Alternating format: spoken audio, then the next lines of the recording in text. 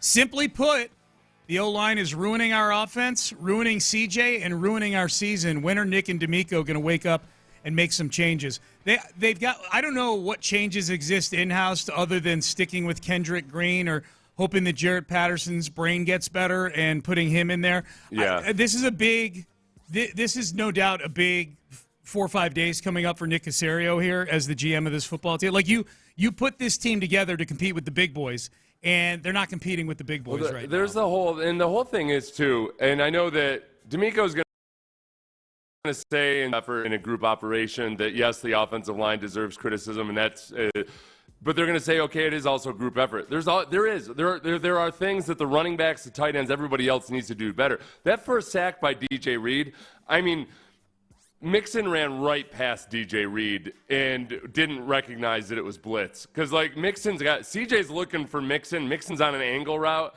You got to get your eyes on CJ. You got to give him your eyes. Because by the time CJ recognizes that it's corner blitz, but he's looking for Mixon. Mixon's still executing his cut. Yeah. Like, no, get your eyes around on CJ Stroud. Give him an option. So Joe Mixon does great things as a runner and did great things last night in the first half at least, but it's multiple little things like this. There was no blocker for that corner blitz, which is what happens when you send corner blitzes sometimes. The running back's got to get his eyes back on CJ and give him an option. But CJ had none of it. Yep. So we're here for you, man. We're here till 10 o'clock for you guys. And keep texting in to the 5-Hour Energy fan line. The texts, and we're getting a ton of texts today, a ton. One of the big things that I saw last night, Seth, I got tweets from people. We got calls about it on the post-game show. It was mentioned a few times, and I'm seeing it today. And this is longtime Texan fans that are feeling this. And I don't know that I'm feeling this way necessarily yet, but I understand that they draft young quarterback and they get shell-shocked because of poor offensive line play. And I'm seeing the name David Carr quite a bit over the last 24 hours. And the concern that CJ is reminding me of David Carr in the seasons where he was getting his head bashed in. And I know it's a very nuanced thing with David Carr and all the sacks that, the O-line was part of that, but David held on to the ball a lot, all those things. But undoubtedly, you can certainly hypothesize that a big reason David Carr wound up being a failure as a franchise quarterback in the NFL was because he was getting destroyed back there early on in his career. CJ is getting, at least over the last window here of a few games, he is getting destroyed physically and maybe psychologically to that level right now. He's getting destroyed, and there's not a lot of options that I think Slowick is giving him to avoid getting destroyed. That when the offensive line, because like the play we just discussed, the DJ Reed blitz, there's not an answer. But sometimes when there's going to be a blitz where it's 3 defenders on 2 blockers, and that's just the way it goes. But CJ had no options at that point. There was nobody that was open or even looking for the ball downfield by the time he got in duress, and certainly not over the middle. And some of that just ends up being, okay, when Nico Collins comes back, at least you've got slants over the middle. Is anybody else incapable of running slants on this football team? Must be. Are they that decrepit in the wide receiving core right now? Yeah. But it's across the board, and this is where it falls back on Bobby Slowick. There are a lot of teams out there in the NFL right now who don't have Nico Collins and Stephon Diggs in their receiving core. Lots of them. Pretty much 100% of them don't have Nico Collins or Stephon Diggs right now, in the receiving 100%. core, and yet they managed to score more than 13 points against the Jets. Some of them even score in the second half.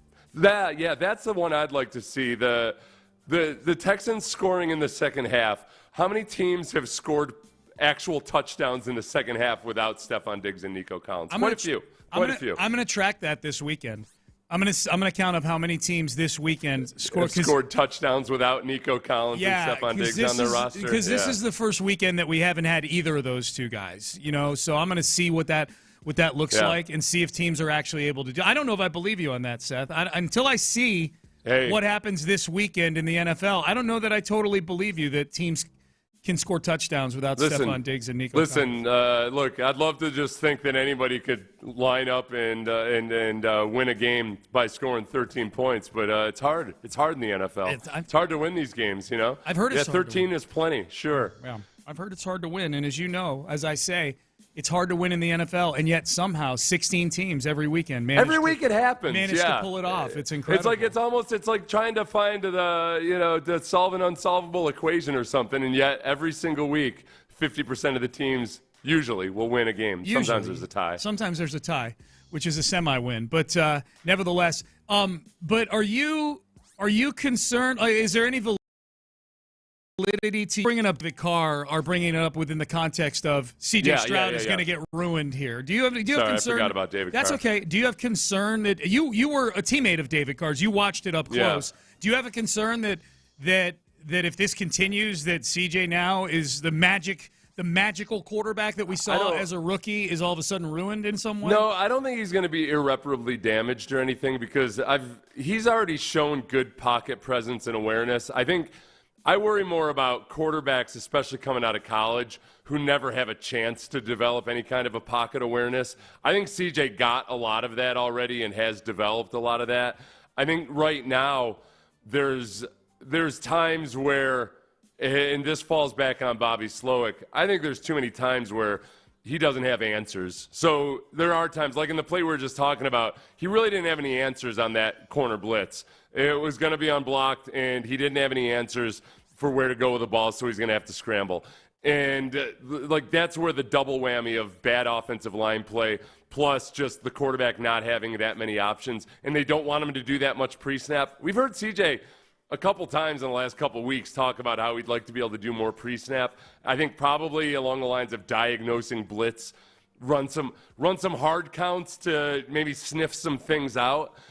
And part of it is I don't know if they're just kind of trying to bring him along slowly as a younger quarterback and not put too much on his plate.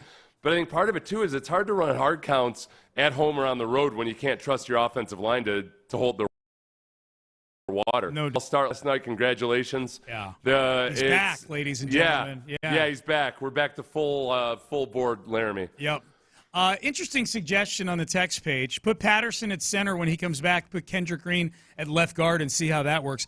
Patterson was a viable center last year when he played those first 8 games. For a rookie, the first 8 games. I'm not saying he was Dermontti Dawson or anything like that. Plus, I don't think Juice Scruggs, I need to see with competent guard play next to him because a center in a lot of regards is only as good as his guys. Who he's got next to him. Yeah, good center is either using or feeding guys to him, and right now, there's no part of Juice Scruggs that needs to be feeding a block to Kenyon Green or anything. So I don't want to mess with it too much. I'd rather have Juice Scruggs continue to get snaps at center and have Patterson at left guard and see how that goes, or they trade for somebody, a veteran they can trust. Yeah, we'll see. Next 4 days, man. Trade deadline.